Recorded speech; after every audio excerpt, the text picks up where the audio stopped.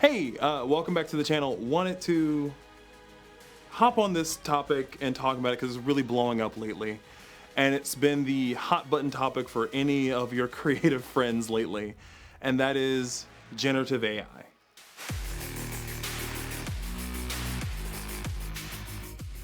So generative AI came on the scene a couple of years ago and everyone made fun of it because it wasn't that good.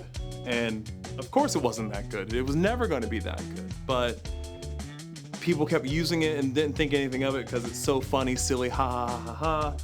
Even though the whole point of it was that it was going to get better. So the more you used it, it was going to get better based on user input as well as the amount of information it could pull from, the amount of scouring and scraping the internet would do.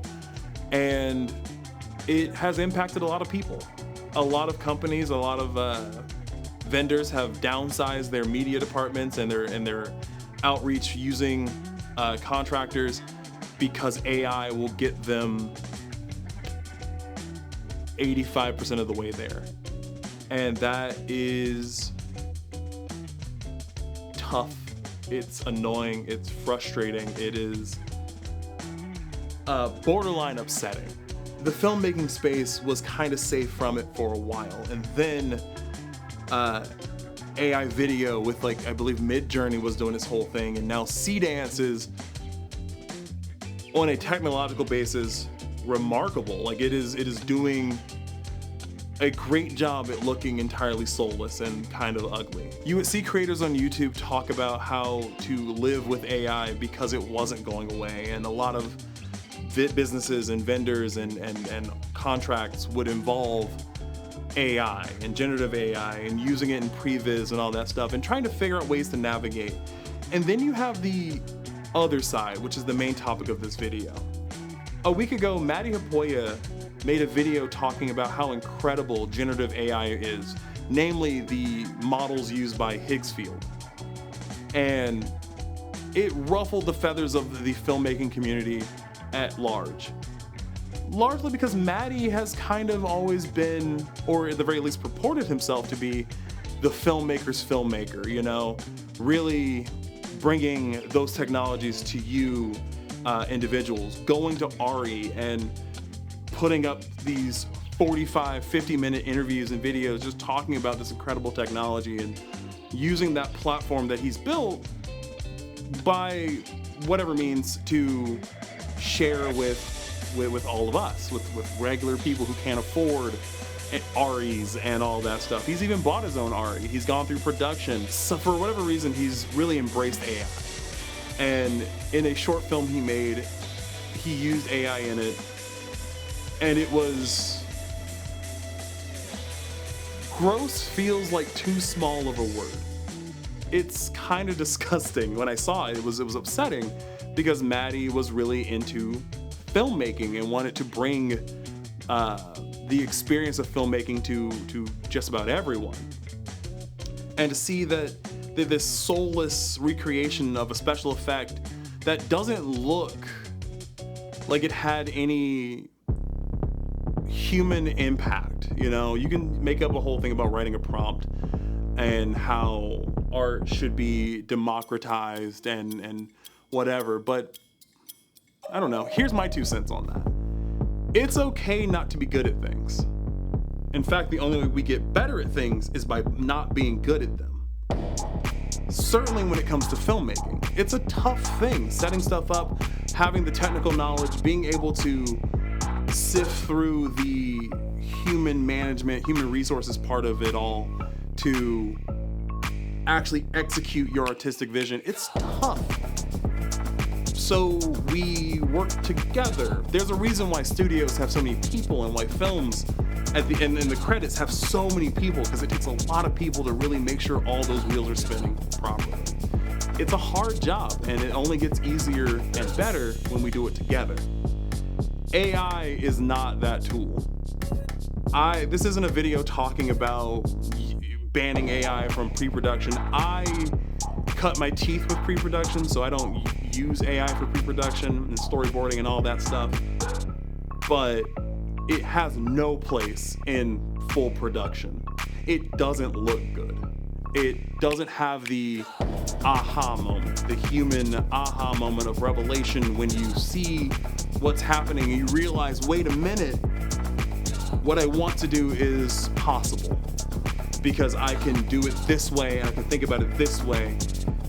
When you type in a prompt into an AI model, it doesn't do anything but spit out an approximation of what you asked for. No matter what the scale is on a film set, you bring your ideas to someone and they do their best to approximate that to get close to it. But in the process, they may well add their own flair to it and their own taste and their own idea. And that makes your idea better because we're working together to get creative. And to see Matti abandon that part of the process is, in a word, frustrating. It's sad. It's pathetic. It's beneath him, or at least it ought to have been beneath him, because he has the resources to do so much more. The other thing, AI doesn't create anything new, right?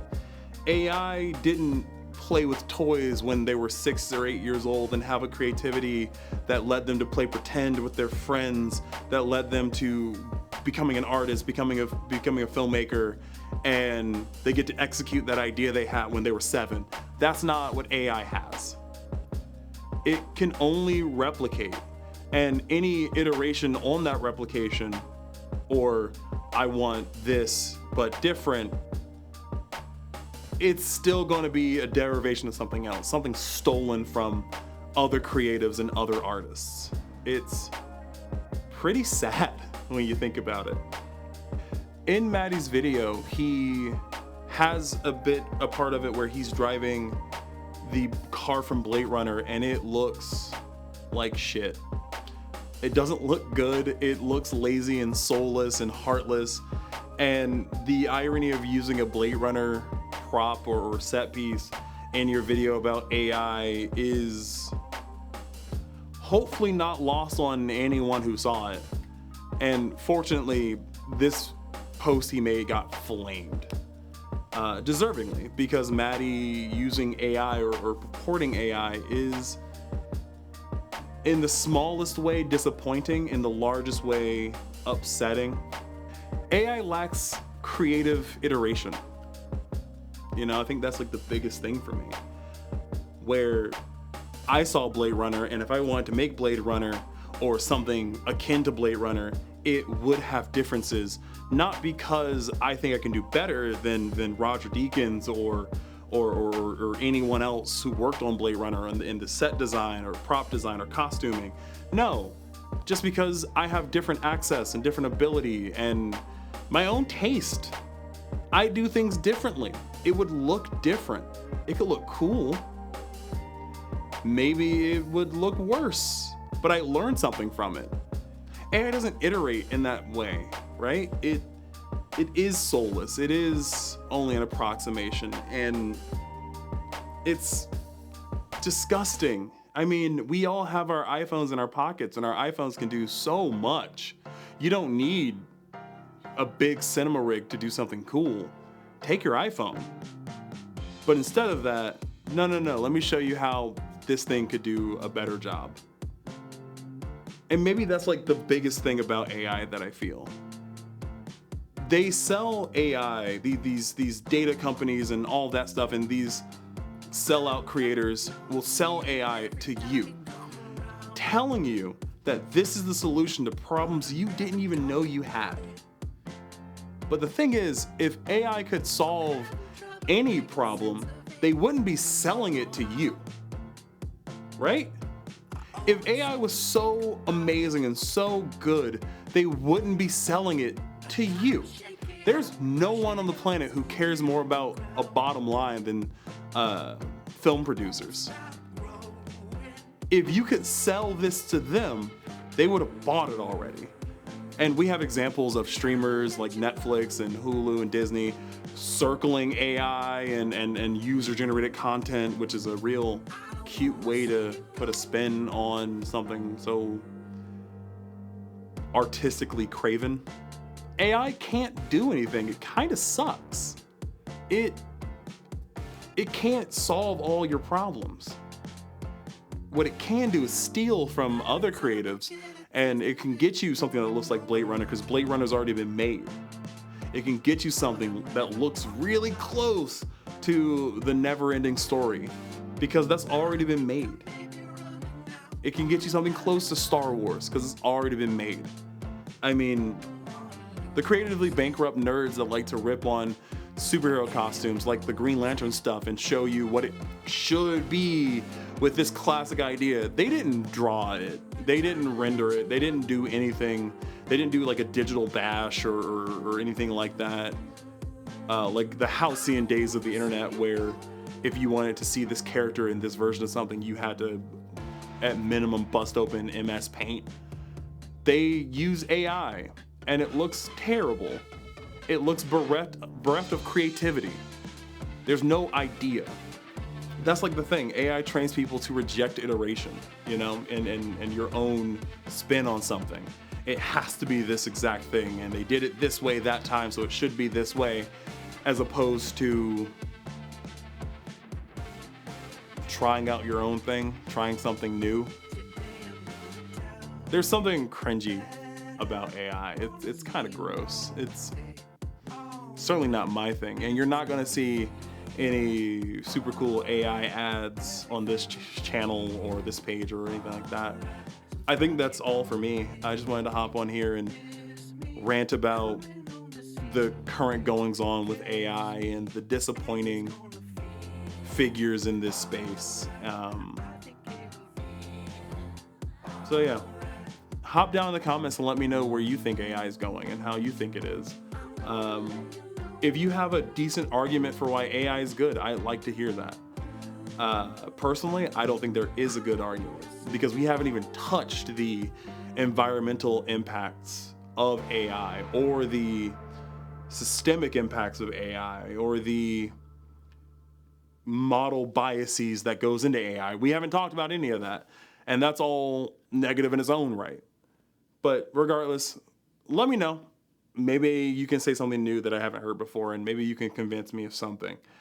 I have my doubts. But until next time, I've been Washi, and with any luck, I'll keep being Washi. Catch you later. Bye.